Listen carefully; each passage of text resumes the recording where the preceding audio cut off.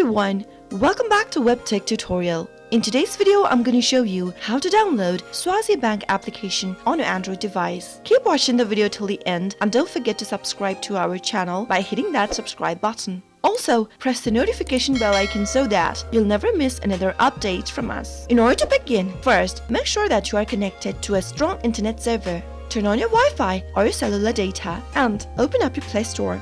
Go to the search box at the top and tap it on. Now, type in Swazi Bank and make your search. You'll be able to find the application displayed in the search result at the top. If you tap on the application, you'll be able to see further information about the app. Simply tap on the install button in green in order to begin the downloading process. Wait until your download finishes, and once it does, tap on the open button to launch the app open. That is how you can easily download Swazi Bank application on your Android device. I hope the tutorial was helpful to you. With the Swazi Bank application installed on your mobile device, you can view your account balances, transfer funds, request statements, pay utility bills, and much more right from your mobile device. I hope the tutorial was helpful to you. If it was, go ahead and give us a thumbs up. I'll be back soon with more tutorial videos like this. Thank you for watching.